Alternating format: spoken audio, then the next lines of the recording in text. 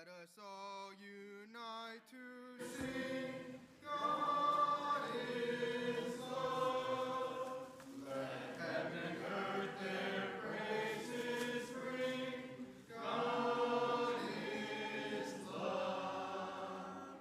Let every soul from sin away, each in his heart sweet music make, and sing with us for Jesus' sake, for God is love.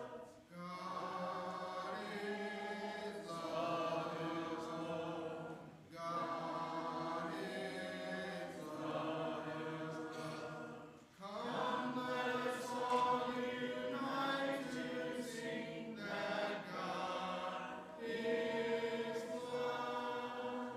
How happy is our portion here. God is love. His promises our spirits cheer. God is love. He is our sun and shield by day, our help, our hope, our strength and stay. He will be with us all the way. Our God is love. God is love. God is love. Come, let us all unite to sing that God is love.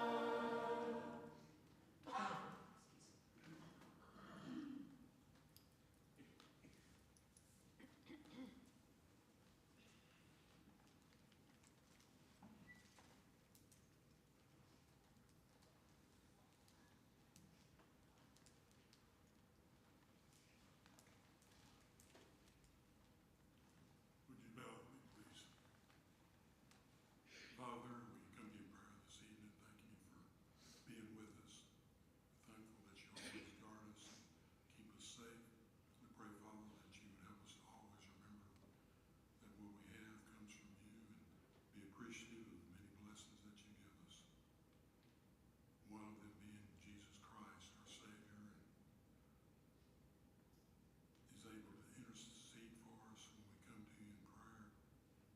We pray, Father, that you would help us to always remember him in our daily lives and try to live according to his guidance and his direction.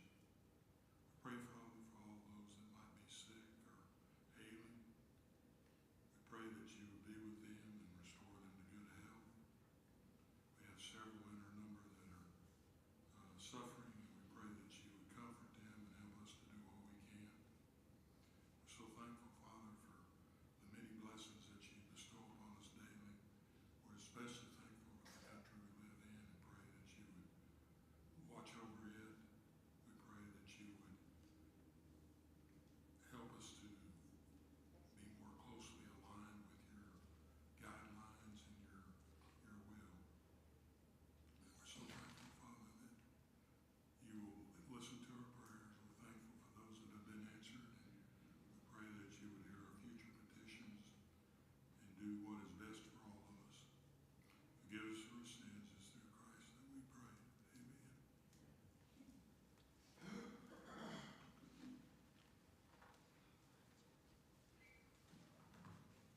Amen.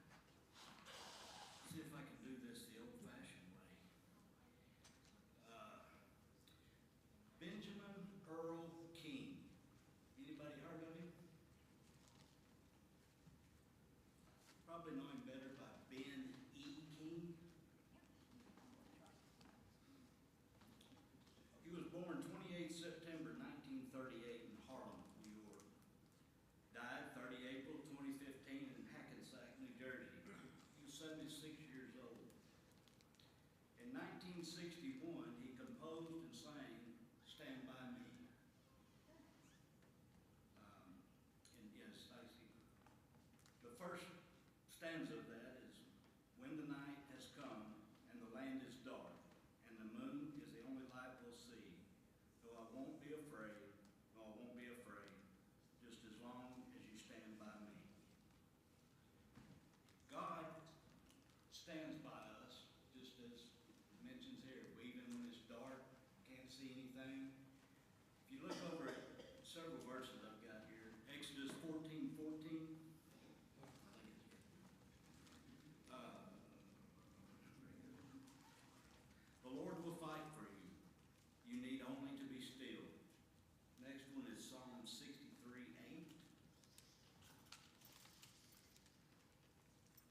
saying to you, your right hand upholds me.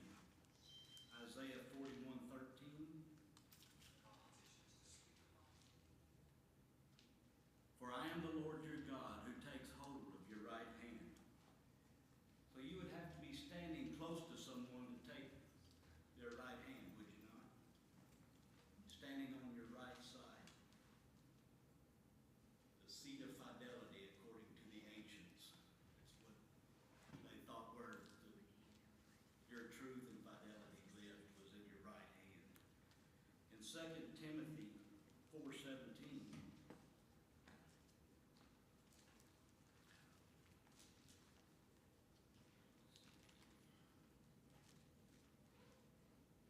but the Lord stood at my side and gave me strength, so that through me the message might be fully proclaimed and all the Gentiles might hear it. And then the final one is, well, next to last one is Revelation 21:4. He will wipe every tear from their eyes. There will be no more death, or mourning, or crying, or pain, for the old order of things has passed away. God has always stood by his people when they stood by his commands, his guidance. But in Revelation 21:8 are the things that will separate us from that covenant with him, where he will not be holding our right hand.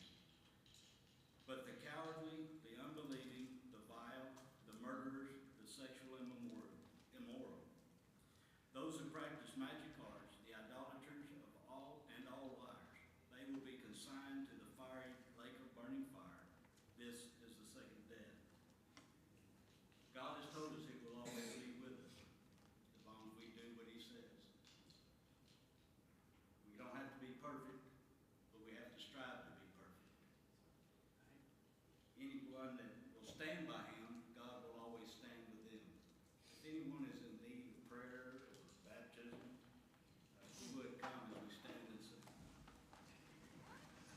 Hark the gentle voice of Jesus falleth tenderly upon your ear. Sweet his crying, love and pity calleth. Turn and listen,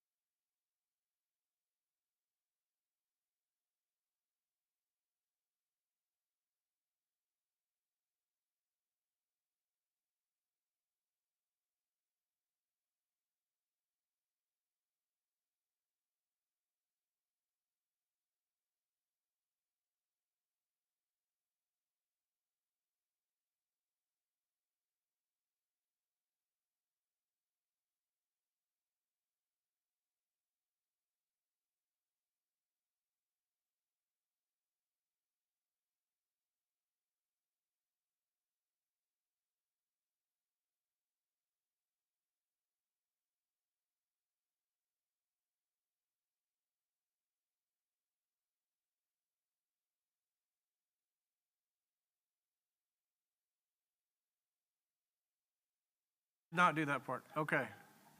So we got to, okay.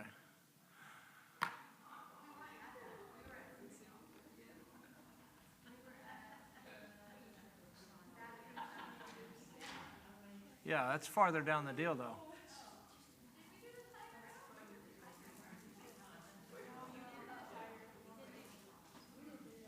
We didn't do this?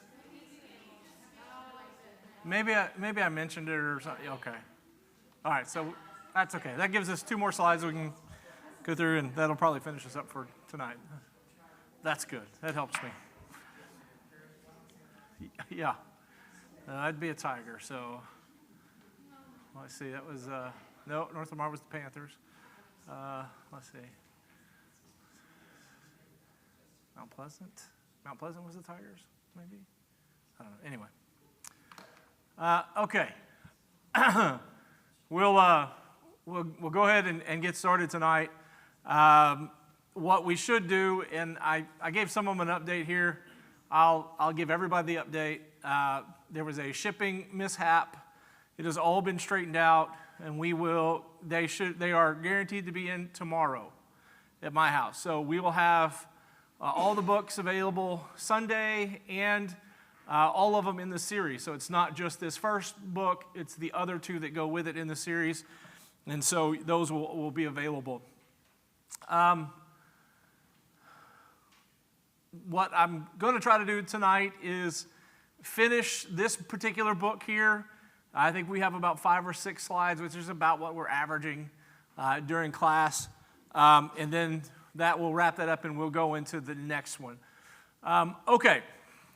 So, the best I can remember, and this is where, when I opened the program, this is where it was. So, I'm going to go with this right here, is that this is the last little bit that we're looking at in this particular middle section, which is about morality. And so, you'll remember the first section was about the idea of causality. In other words, we are here, something had to cause it. That cause has to be bigger and older than what was caused by it, just using logic. And so, therefore, there must be something bigger and older than the earth itself that created it.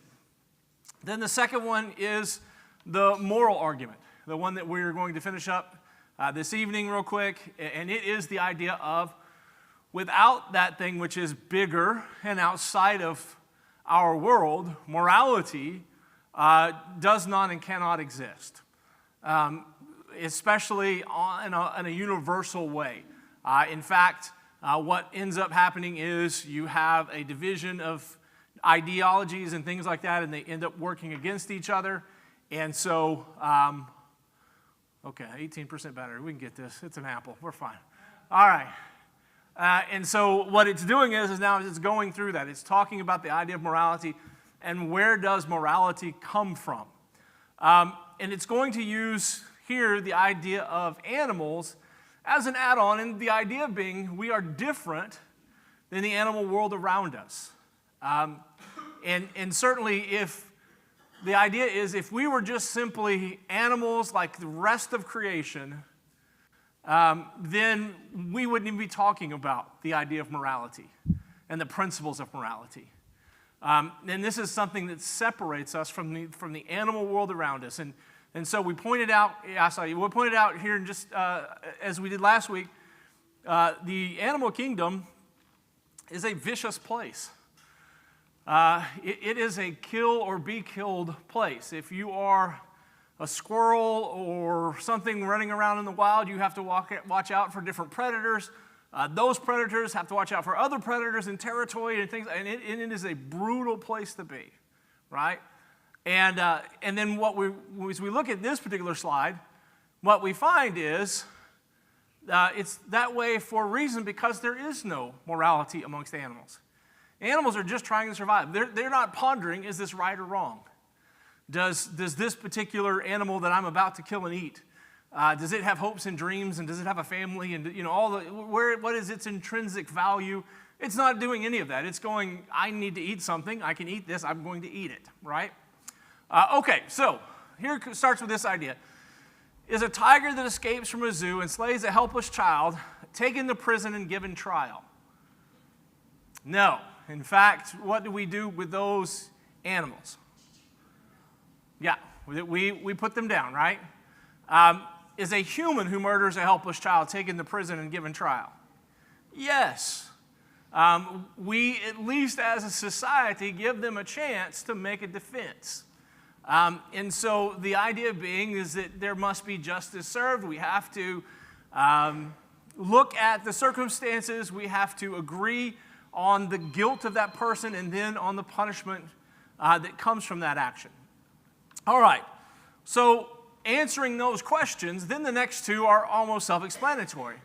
Do animals have morality? Do tigers get together and talk about whether or not they should have killed whatever it was for lunch? Or, no. Human beings do. Now, that's not to say that we don't also recognize that there are some humans who lack a certain connection with morality. We call them psychopaths or, some sociopaths or something like that, where they think that killing is part of this life. But we're talking about normal circumstances. The grand majority of people, we're not going to focus on a percentage of 1% of our population, which again is always, when you're making an argument, something you have to be careful of. People will want to run to the extreme to justify the majority. And so the same thing is true with abortion, right? Everybody goes, well, what about incest and rape? Okay, those are legitimate questions. Let's talk about the other 99.9% that are done solely for convenience and for selfishness. And if we can agree that those are wrong, then we'll move on to these other cases and deliberate them. But let's not deliberate those and then say, well, that falls underneath, everything else falls underneath it, right? So we have to be careful about running to extremes. Yes, ma'am. Well, last week we were talking about moral, and I was thinking of a perfect example of what's happening right now is, in general, most people, like we were saying, the majority thought stealing was wrong. Well, now, the way businesses, they don't do anything about stealing. So it's a perfect example of society changing, and they don't do anything. So now people are looking at stealing as being okay. Right. So I just thought of that today, because I have people that work in retail, and they're like, yeah, they can walk out with hundreds and we can't do anything. Right. Somebody gets fired for trying to catch them. Right. When before we all thought, I say all, Right. majority thought stealing was wrong. and Right. we wanted something done about it. Right. That's a perfect example of how society can change. and Correct. for the good. Correct. Yeah, and that's the thing. Accountability. Yeah. Accountability is what I call it. Right. And that's the thing, is when morality is based solely on the created, we have the opportunity to change whatever we want to decide, what we're going to do. And so, you go back and you look at our history. We would hopefully, all of us, stand up and say, to own another person is morally reprehensible, right? It's a sinful action. Where if you said that 300 years ago, they'd look at you like you're crazy, some people would, right? Without any question. I mean, you're just being dumb. But we have changed as a society, and in this particular case, we have course corrected, I think, to what it should be. But there are other cases where we go off of what it should be. So it swings both ways, but the idea is that it can change on the inside. Now, and again, that's the thing about God, is that God, outside of the system, can implement a universal morality that does not change. So the question then is, if humans have morality and animals do not, where does that morality come from? So, and again, this is someone who maybe is struggling with the idea of the existence of God. So we look and we see there is a difference between human beings, and there is a difference between the animal creation that we're surrounded by. And so if you recognize that difference, then the challenge becomes, can you explain it? I can explain it through the worldview of looking at through the focus of God, right? I can give an explanation of why we are different. If you don't believe in God, then you must also give an explanation absent of God. Try to give me something that could explain that, without God there. And to be honest with you, it's really a difficult thing. And I think, too, that's one of the things that we have to consider when we look at this is a lot of times we are put on the stand, we are put in the trial by those who don't believe, right? What about those who don't believe being put on the trial as well, right? Okay, you disagree with me. Prove your case. Make things work from things that we know. Here are the things that we know. Make your case. How does this happen with the way that you view the world, right? And I think that's a perfectly legitimate thing. That's not being mean. That's not being combative. What that's doing is saying, listen, here is this thing. You seem to have some inconsistencies. Can you explain them to me? Because they're asking you to do the same thing, right? That's all they're asking you to do is, here, I don't believe in this. Can you make a case to show me why you believe in this thing? Sure. If you don't believe in it, can you make a case for me as to why you don't believe in it? Okay. So he goes on to the next page. Again, he asks the question again. Does an animal have a conscience? No. Does a human have a conscience? Yes. Does a lion feel remorse for killing his prey? No. Do most humans feel remorse after killing another human being? And again, the answer there is most. Okay. Yes. If a human has a conscience, the animal does not. Where does that conscience come from? These are all, again, questions to wrap up this sort of the idea that we've had here. Is if a conscience is a result of a purely random chemical process, can we trust it? And that, again, goes back to if someone says, well, I feel like this is wrong and therefore it is wrong. Then it goes back to the question is, well, what if somebody else doesn't feel like it's wrong, right? And what happens if those chemicals change? We all know, going through our lifetime, that the body chemistry changes, right? Some things slow down, some things stop working, some things work slower. I mean, things change chemically inside our bodies all the time. You add caffeine to it, it goes faster. You take caffeine away from it, it goes slower, right? All of those kinds of things we can chemically change. And so the idea being, if that's the case, can we trust it? Well, I think the answer is obviously no. If you're looking at something that can be manipulated, that is changing on its own, then you can't trust it. If a conscience is designed and created by a moral lawgiver, could we trust it? If that conscience was given by someone who was outside the system, who did have a sense of what is moral, what is right and wrong, and he instills it in us, can we trust that? And I think the obvious answer to that is yes.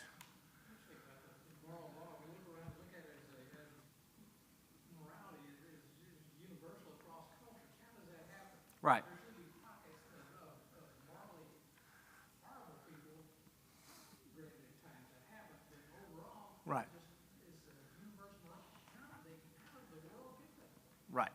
And again, I think even the times that you can look at and you can say, well, here is a time where man behaved reprehensibly.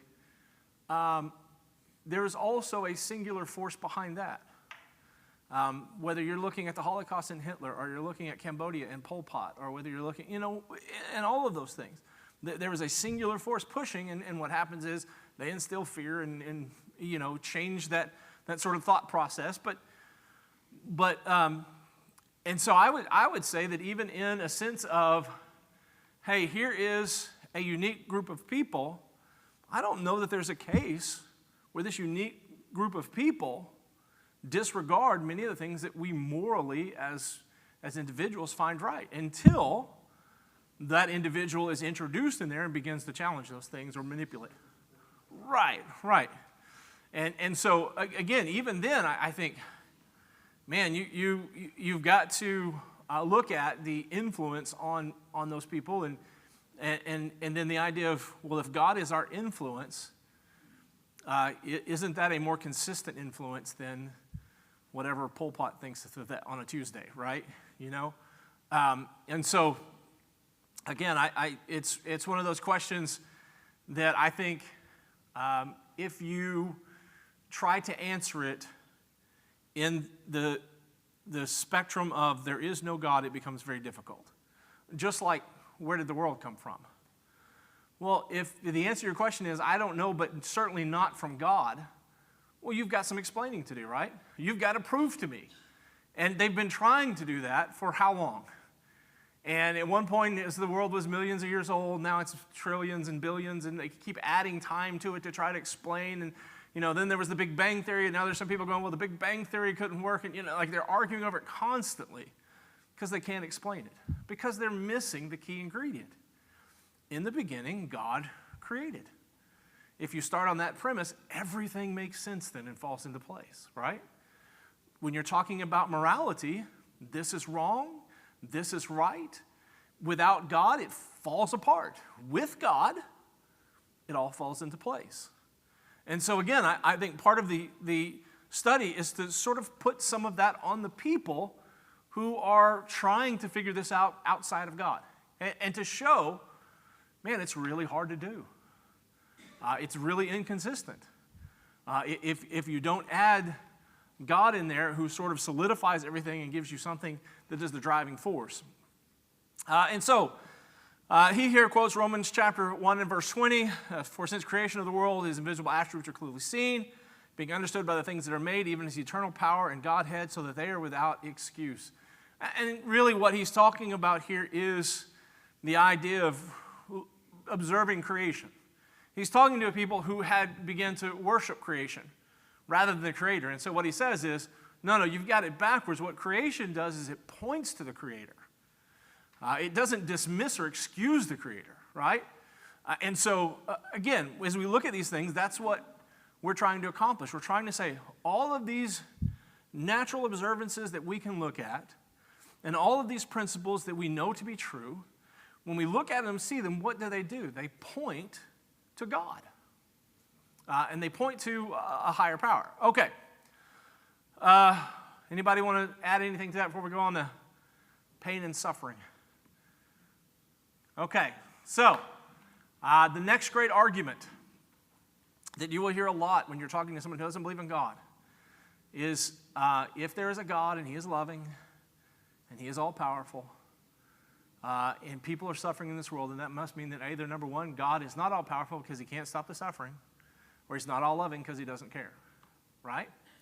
Okay, so all of that is based on the idea that suffering and pain are inherently bad, that every bit of suffering and every bit of pain is bad. But, as we're going to see, that's not always the case, right? All right, so using the scenario here, does pain serve as a warning when you place your hand on a hot stove?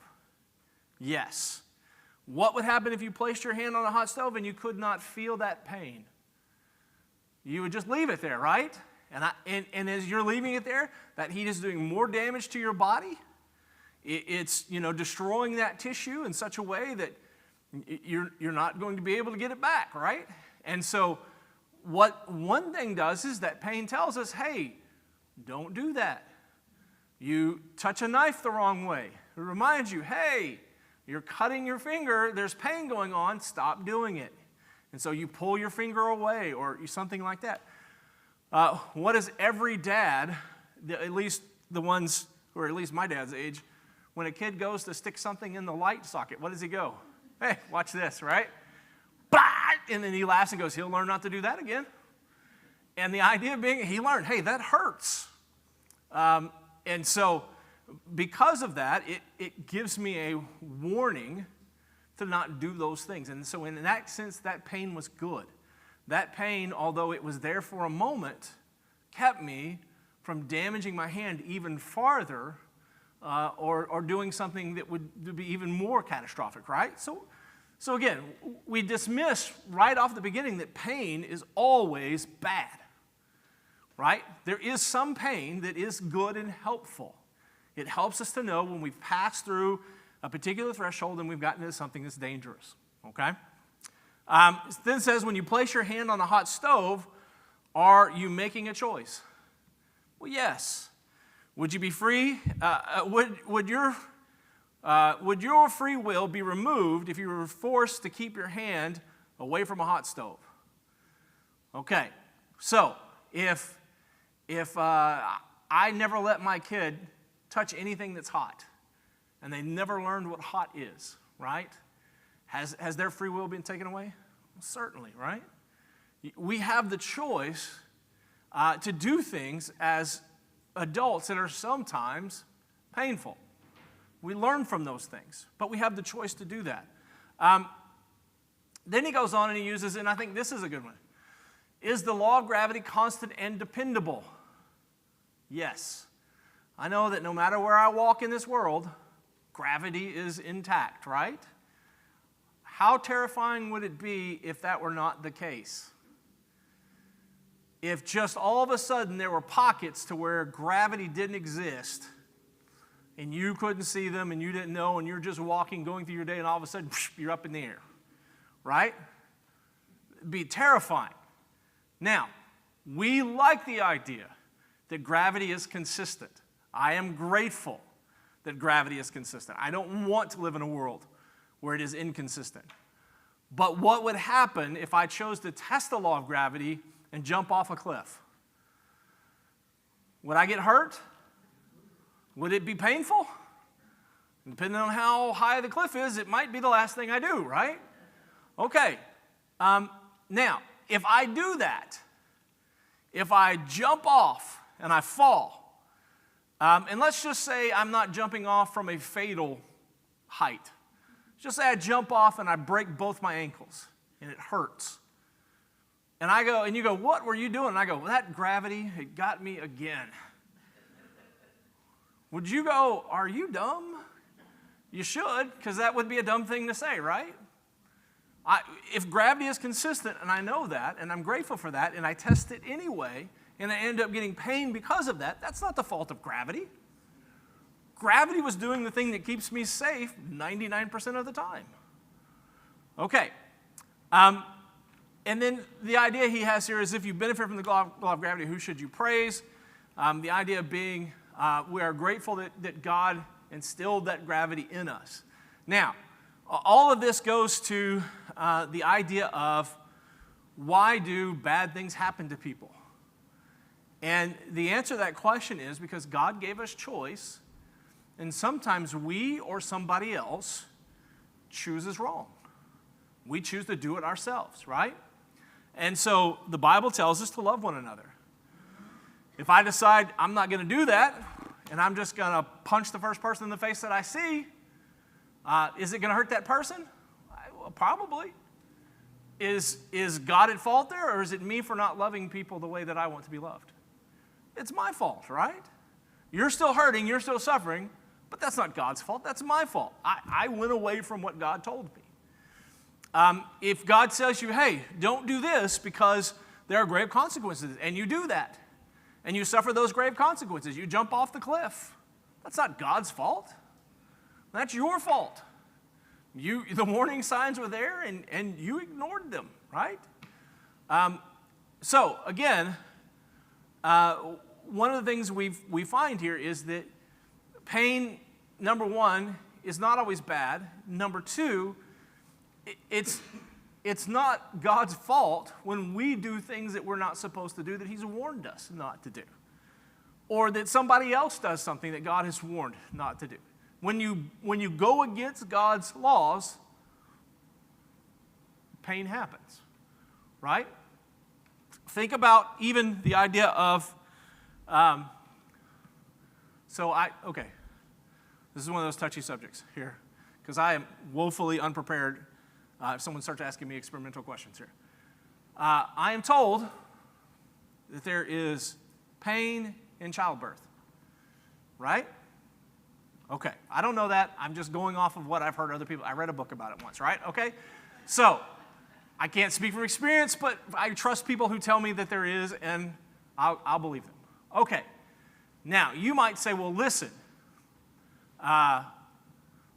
what if the child was conceived between a loving husband and a loving wife, doing what loving husbands and loving wives do?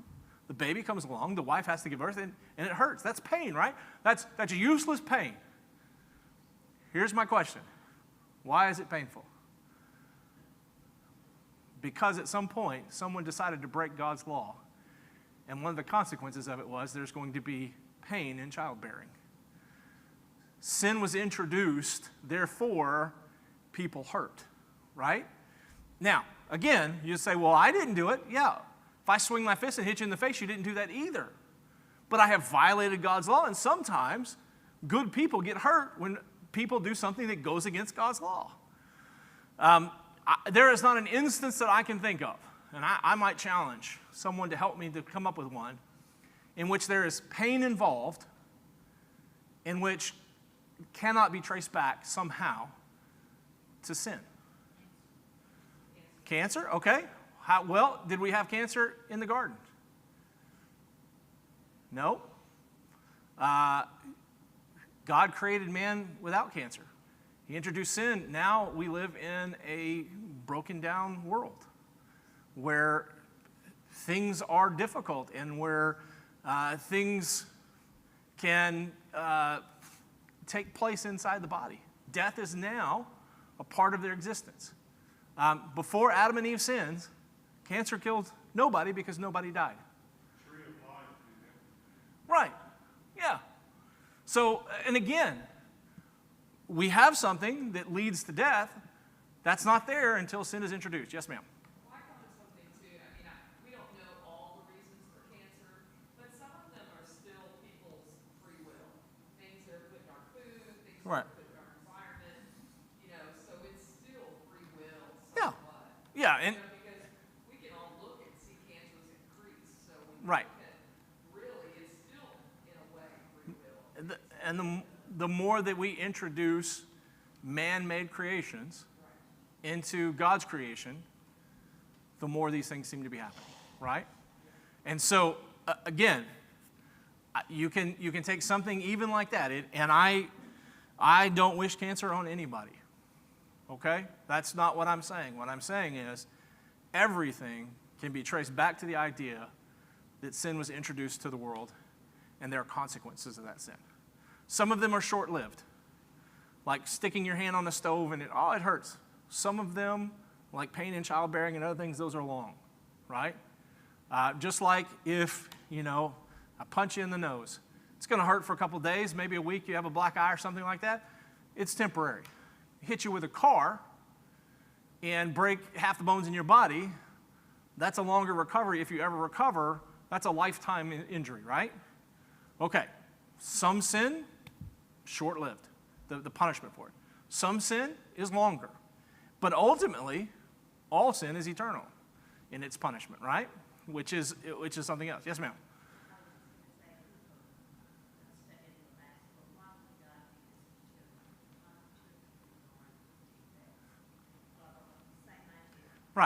Right. And again, I think all of those questions are good questions if we live in a perfect world. We don't. We live in a broken, sin-sick world. Yes, ma'am.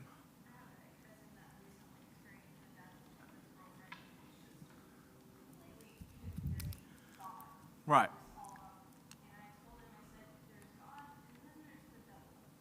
Right.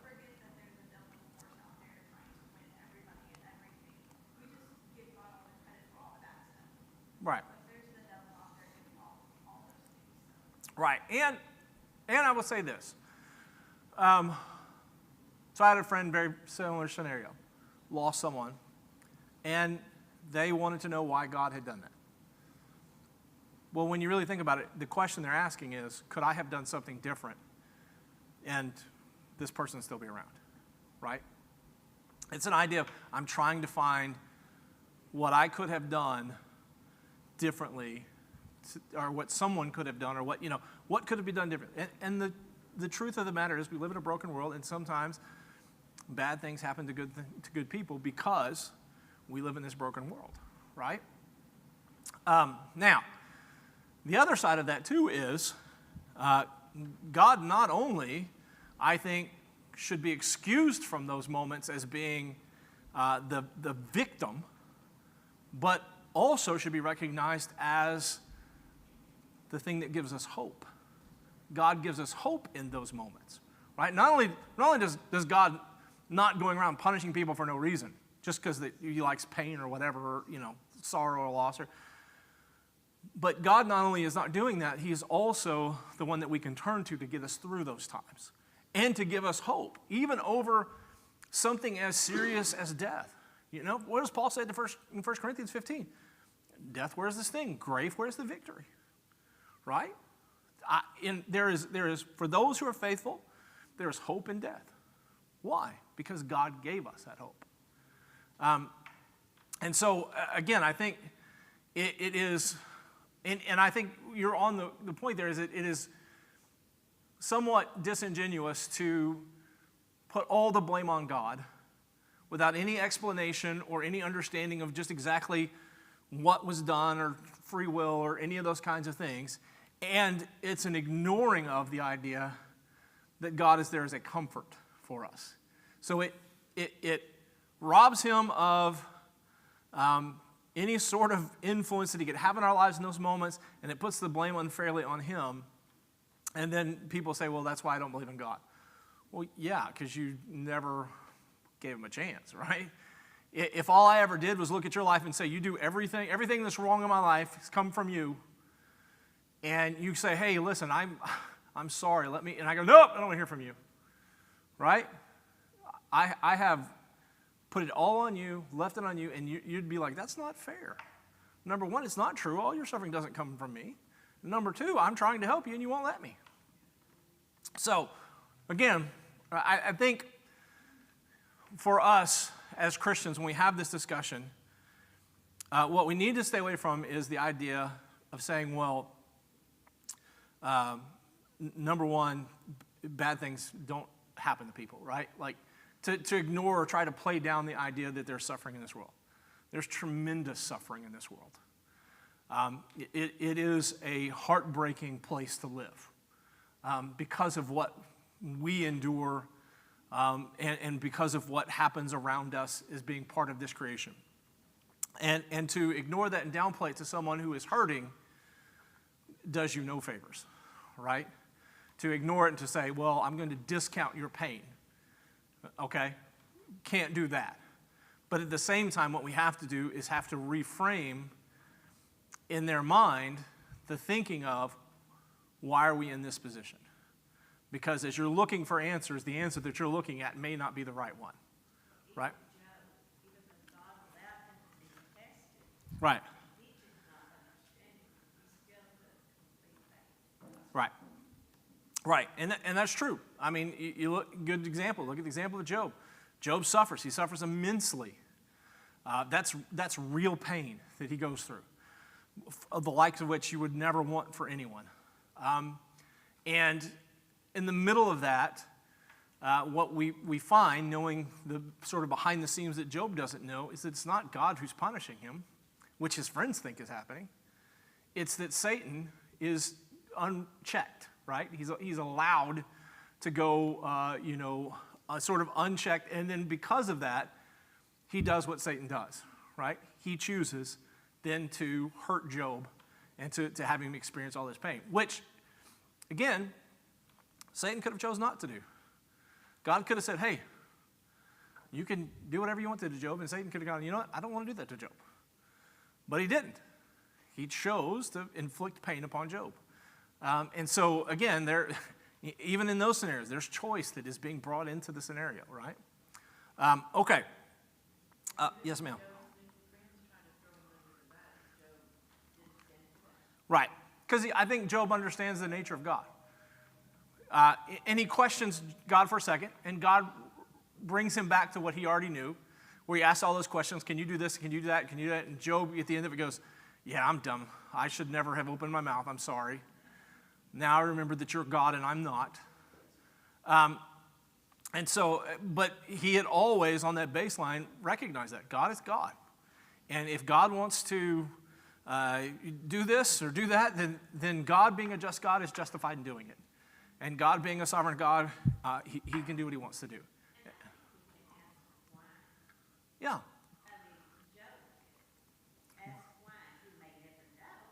Yeah. Well, I mean, you look at the Psalms. Some of those powerful Psalms are David or someone asking, why? I don't understand, God. But then ultimately comes to go with, whatever it is, I trust you, right? Most of the things you've been talking about are like talking with Christians or believers as to why we endure suffering. But what about a person who does not believe in God, and they're the ones who commit that? What arguments can you use to try to rectify that? Well, I think some of the same principles still apply when you're looking at it of saying, right. It's not things that we do intentionally. So, yeah, I think, again, going back to the idea of we keep adding things into God's creation that are not God's, right? They're man-made. We've figured out we can put this chemical together and this chemical together, and we can put it out. And sometimes that's been really great. Sometimes we put asbestos in all the schools, and it's a bad thing, right? And so the more that we do that, the more there are consequences to that. And we recognize that. And I would say, even going back to, okay, can we at least admit that not every scenario where there's pain involved just falls out of the sky? There's generally reasoning behind it. And there is someone has made a choice or, and then once we've done that, yeah, now let's go and let's talk about some of these other scenarios where it's not quite as obvious. And so then that also takes away it also brings you into the idea of, okay, so we know these things exist. You think it happens because of natural things. I think it happens because of sin. But then how do we react to that? And the answer to that question is, if you don't have God, you have no hope. It's just a loss and pain. If you do have God, you have hope. And so I'm reminded, Alexander Campbell, he debated, and Ricky might know the name, it was an atheist that was, he was well known. And he made the statement, the atheist, that I'm not afraid of death. I have no fear in death. And Alexander Campbell responded, you say you have no fear, but do you have hope? He said, sheep don't have any fear in death either, right? But do you have hope? They don't have hope. Are you just like a sheep?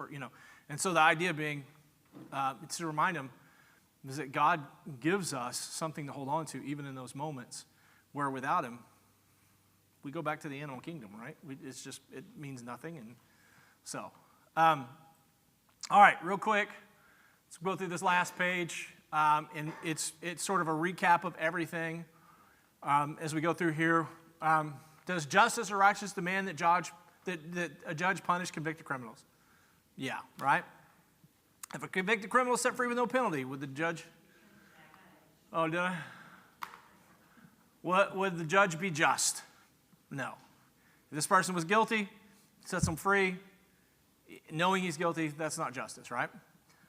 Does the punishment of a judge of a convicted criminal make the judge unloving? No. The criminal chose to do something which was clearly wrong, and because of that, he suffers the consequences. Can a judge then be both just in his ruling and loving to all? Yes. Because, let's talk about the one that Maury brought up, the attitude about stealing today. You say, well, that's unloving to take those people who have stolen all this stuff and to put them in jail. What about the people that it belonged to? What about the person who was working and needed that thing to take home to their family? And they were fixing to go to the store and get it, and now the store doesn't have it because somebody ran out with it, right?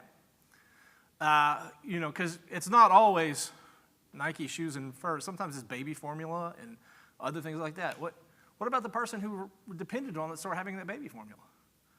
And then, again, you have to ask all those questions, and you would say, to let that person continue to do that, it might show them some sort of love, but it doesn't show love to everybody else, right?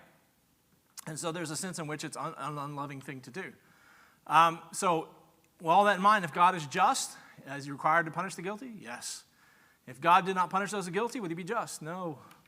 Does the punishment of God of those who are guilty make him unloving? Not at all. Can God be both just and loving to all? Just like that judge? Yes. It's not God's fault when you go against what he said. This is a painful and hurtful thing. Don't do this, and you go and do it. That's not God's fault. That's your fault. And God can punish you to protect others and still be loving, right? And again, the idea of free will is you allow people to make those choices and you honor those choices, whether you like them or not, right? God doesn't want anyone to go to hell. But by your actions and your attitude, your entire life, you say, this is where I want to go. God loves you enough to honor that choice, right? Even though it breaks his heart. And as parents, we've all had moments like that, right? Where our kids are doing something, we don't want them to do it, but we let them do it because it's their choice. And it breaks our heart to do it. And so again, same thing happens and applies here to God. Okay, that's our bell. The only other thing that we had was concluding questions, which basically are just going to recap everything. So this is a complete review of everything that we've looked at. And again, the books will be here. The ladies, tomorrow, if you come to class, I can bring some books and you can have those books. If not, they'll be here Sunday, and you can have them. But we should have all three in the series and enough for everyone to take one home if they want to, and be ready to go tomorrow. So, okay, thanks, guys.